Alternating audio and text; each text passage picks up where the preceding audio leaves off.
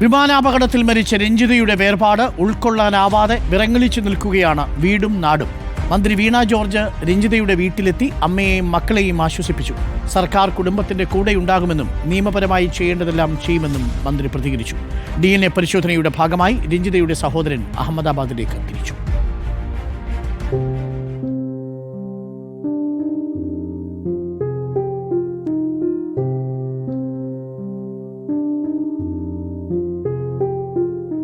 തീരാത്ത വേദന ബാക്കിയാക്കി രഞ്ജിത മടങ്ങുമ്പോൾ ഉൾക്കൊള്ളാൻ കഴിയാതെ വിതുമ്പുകയാണ് ഒരു വീട്. തേങ്ങിക്കരയുന്ന മകനെയും മകളെയും അമ്മയെയും സമാധാനിപ്പിക്കാൻ കഴിയാതെ ഒരു നാടും. സ്വപ്നങ്ങളും പ്രതീക്ഷകളും ഒരൊറ്റ നിമിഷത്തിലാണ് എരിഞ്ഞു തീർന്നത്. പാതിയും പടി തീർത്ത വീട്ടിൽ അമ്മയെയും മക്കളെയും താമസിപ്പിക്കണം.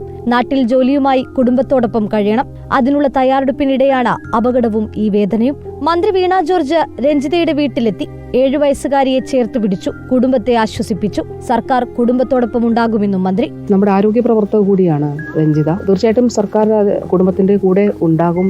ആവശ്യമായിട്ടുള്ള എന്തൊക്കെ നിയമപരമായിട്ട് ചെയ്യാനുള്ള എല്ലാ കാര്യങ്ങളും അതിന്റെ അടിസ്ഥാനത്തിൽ ചെയ്യും. അതിനിടെ DNA പരിശോധനയ്ക്കായി രഞ്ജിതയുടെ സഹോദരൻ രതീഷും ബന്ധുവും അഹമ്മദാബാദിലേക്ക് തിരിച്ചു. നെടുമ്പാശ്ശേരിയിൽ നിന്നും മുംബൈയിലെത്തി അവിടെ നിന്നാണ് അഹമ്മദാബാദിലേക്ക് പോവുക. ഇതിനുവേണ്ട എല്ലാ സജ്ജീകരണങ്ങളും ഒരുക്കുമെന്ന് സർക്കാർ അറിയിച്ചിട്ടുണ്ട്. വിദേശത്തായിരുന്ന രഞ്ജിതയുടെ സഹോദരനും നാട്ടിലെത്തി.